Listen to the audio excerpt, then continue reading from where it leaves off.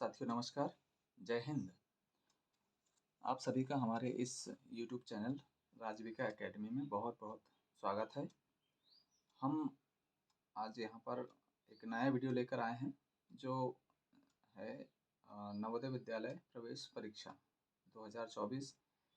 इसके लिए हमने एक नई श्रृंखला शुरू की है जिसमें हम सभी बच्चों की तैयारी हेतु तीनों भाग जो नवोदय विद्यालय प्रवेश परीक्षा के पाठ्यक्रम है इसके तीनों भाग, पहला मानसिक योग्यता, दूसरा गणितीय योग्यता और तीसरा है भाषाई योग्यता या भाषा परीक्षण। इनसे संबंधित वीडियो हम आपके सामने लेकर आ रहे हैं। हमारे जो पिछले वीडियो हैं वो गणितीय योग्यता और मानसिक योग्यता से संबंधित हमारे यूट्यूब चैनल राजविका एकेडमी में अपलोड हो चुके हैं। यदि आपने वे नहीं देखे हैं तो इसका जो लिंक है उन वीडियो का लिंक हमने डिस्क्रिप्शन में डाल के रखा है, आप वहां जाएं और उन वीडियो को देख सकते हैं। आज हम जो तीसरा भाग है पाठ्यक्रम का वह है भाषाई योग्यता। इससे संबंधित एक सवाल देखेंगे। तो यहाँ पर आप देखेंगे कि जो भाषाई योग्यता का जो सवाल होता है वह अपठित गद्यांश के रूप में आता है, अपठित अनुच्छेद के रूप में आता है और उस अपठित अनुच्छेद को पढ़ करके जो सवाल दिए होते हैं इन सवालों के हमें उत्तर देने होते हैं। सभी बच्चों से मेरा आग्रह है कि जो भी सवाल यहाँ पर आएँ उसे ध्यान से पढ़ें और जब तक आप इस अनुच्छेद को ध्यान से नहीं पढ़ेंगे तब तक आप नीचे जो सवाल दिए हैं इनका उत्तर सही ढंग से नहीं लगा सकते हैं। तो चलिए शुरू करते हैं। सबसे पहले हमें जो अनुच्छेद है उसे बहुत ध्यान से पढ़ना होगा। यदि एक बार में समझ में ना आए तो उसे हम 2 बार पढ़ें। उसके बाद ही हम एक-एक प्रश्नों के उत्तर समझ कर देंगे। तो शुरू करते हैं। पहला जो हमारा अनुच्छेद है इसको ध्यान से हम पढ़ रहे हैं। देखेंगे कि अपने बीजों, छाल और पत्तियों के औषधीय लाभों के कारण नीम के वृक्ष को गांव का औषधालय कहा जाता है। संस्कृत में इसे अरिष्ट कहा जाता है, जिसका अर्थ है निर्दोष, नष्ट न होने वाला और पूर्ण। तो संस्कृत में इसे क्या कहा जाता है? अरिष्ट। इसका अर्थ क्या है? निर्दोष या नष्ट न होने वाला और पूर्ण। आगे देखें, कीटों के नियंत्रण में नीम का तेल महत्वपूर्ण भूमिका अदा करता है और इसका उपयोग मच्छर प्रतिरोधक के विकल्प के रूप में भी किया जा सकता है। नीम के बीजों की खली उर्वरक के रूप में प्रयुक्त होती है। नीम की पत्तियों का लेप चेचक की चिकित्सा में काम आता है। नीम की टहनियाँ, जिन्हें सामान्यतः दातुन कहते हैं, गांवों में दांत के ब्रुश के रूप में प्रयुक्त होती है। मक्खियों और पशुओं की किल्लियों पर उनके नियंत्रण के लिए छाल और जड़ों का उपयोग भी चूर्ण के रूप में होता है। यहाँ पर मक्खियाँ बच्चे जानते हैं और किल्लियाँ जो होती हैं वो पशुओं के शरीर पर चिपकी होती हैं, उनका खून पीते हैं, एक प्रकार का कीट होता है। तो उनके नियंत्रण के लिए भी जो है नीम की छाल या जड़ का उपयोग चूर्ण के रूप में किया जाता है। तो अभी आपने यहाँ देखा कि एक अनुच्छेद है और अनुच्छेद एक बार में पढ़ कर के हमें ये समझ में आ रहा है कि ये ग्रामीण क्षेत्रों में या शहरी क्षेत्रों में भी नीम के वृक्ष होते हैं। तो इन नीम के वृक्षों की विशेषताओं के बारे में बताया गया है। अनुच्छेद पढ़ने के बाद यहाँ हम देखेंगे, यहाँ पर 5 प्रश्न पूछे गए हैं, 1, 2, 3, 4 और 5। तो इन पाँचों प्रश्न के उत्तर जो है इसी अनुच्छेद में से हमें ढूंढ करके देना है। उत्तर में यहाँ 4 ऑप्शन दिए हैं। 4 ऑप्शंस में एक उत्तर जो है वह सही है। उत्तर कहाँ से ढूंढेंगे हम? इस अनुच्छेद को पढ़ करके ढूंढेंगे। हमने अनुच्छेद अभी पढ़ा है, अब प्रश्न पढ़कर देखते हैं कि उनके उत्तर क्या हो सकते हैं। पहला प्रश्न है, औषधालय है। अब औषधालय क्या है? ऑप्शन देखें इसके। तो पहला है कृषि भूमि, दूसरा है औषध भंडार, तीसरा है खेल का मैदान और चौथा है फार्म हाउस। तो अभी आपने हम देखा कि अनुच्छेद में जो है इनसे संबंधित जो उत्तर है यहाँ पर दिया हुआ है। यहाँ पर हमने पहली लाइन पढ़ा, इसमें लिखा है कि अपने बीजों, छाल और पत्तियों के औषधीय लाभों के कारण नीम के वृक्ष को गांव का औषधालय कहा जाता है। तो औषधालय क्या है? जहाँ पर बहुत सारी औषधियाँ इकट्ठी रखी जाती हैं, उसे औषधालय कहा जाता है। तो उसमें उसके बीज भी हैं जो औषधि का काम करते हैं, छाल भी है जो औषधि का काम करती है, उसकी पत्तियाँ औषधीय गुणों से भरपूर है, उसके छाल, उसकी जड़, ये सारी चीज़ें हैं जो है वह एक औषधालय का काम करती है। औषधालय अर्थात वहाँ पर बहुत सारी दवाइयाँ रहती हैं, अर्थात जो औषधालय है हमारा, इसे हम औषधि भंडार के रूप में देखते हैं, जहाँ पर बहुत सारे औषधियों का भंडार किया जाता है। तो औषधालय क्या है? औषध भंडार।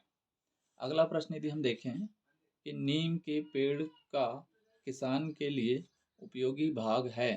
अब नीम के पेड़ के लिए किसान के लिए उपयोगी भाग कौन सा है? पहला ऑप्शन है बीज, दूसरा है छाल, तीसरा टहनियाँ और चौथा है पत्तियाँ। तो यदि हम अनुच्छेद पर ध्यान न दें और उत्तर लगाने की कोशिश करें तो हम यहाँ पर कंफ्यूज हो जाएंगे, क्योंकि अभी आपने देखा उसका बीज भी किसान के लिए उपयोगी है, छाल भी उपयोगी है, टहनियाँ भी उपयोगी है, पत्तियाँ भी उपयोगी है। तो यहाँ जो है उत्तर ढूंढने में हमें परेशानी होगी। तो विद्यार्थी ध्यान देंगे, जब भी हम उत्तर देखेंगे तो हमें पूर्वाग्रह से उत्तर नहीं लगाना। पूर्वाग्रह का अर्थ होता है हमें पूर्व की जानकारी जो होती है उससे उत्तर नहीं लगाना है। उत्तर हम हमेशा इस अनुच्छेद के अंदर ही ढूंढेंगे, इस अनुच्छेद के बाहर उत्तर नहीं जाएगा, ये ध्यान देंगे।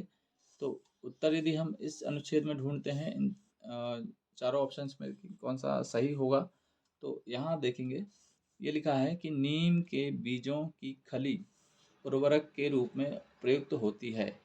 अब उर्वरक का उपयोग कौन करता है? उर्वरक का अर्थ होता है खाद। तो उर्वरक का उपयोग जो है वह किसान करते हैं, यहाँ किसान लिखा है। तो नीम के पेड़ का किसान के लिए उपयोगी भाग क्या है? उर्वरक। उर्वरक कैसे बनाया जाता है? नीम के बीजों की खली से। तो नीम के बीजों की खली, यहाँ भी लिखा है नीम के पेड़ के किसान के लिए उपयोगी भाग क्या है? तो नीम के बीजों की खली से उपयोग उर्वरक बनाया जाता है। तो बीज, यहाँ पर हम देखेंगे उत्तर क्या आएगा इसका? बीज। अगला जो प्रश्न है यह है कि निम्नलिखित में से कौन सा शब्द निर्दोष का पर्यायवाची नहीं है? निर्दोष का पर्यायवाची नहीं है, तो यहाँ पर हम उत्तर देखेंगे। अगला प्रश्न है तीसरा। तो तीसरे प्रश्न में क्या लिखा है? निम्नलिखित में से कौन सा शब्द निर्दोष का पर्यायवाची नहीं है? यहाँ पर ध्यान दीजिए, पर्यायवाची नहीं है। यहाँ पर कई बच्चे है समझ करके उत्तर गलत कर देते हैं। तो प्रश्न पढ़ते समय भी हमें बहुत ध्यान रखना होता है। तो हमें निर्दोष शब्द का पर्यायवाची नहीं है उसे ढूंढना है। तो पर्यायवाची का अर्थ होता है शब्द के समान ही दूसरा शब्द जिसका एक ही अर्थ होता है। तो इसका हम यहाँ देखेंगे दोष रहित।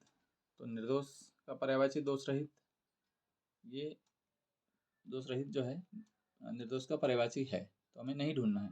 तो है, दोष रहित है, तो ये उत्तर नहीं होगा। अगला है त्रुटिहीन। तो दोष रहित का अर्थ होता है जिसमें दोष ना हो।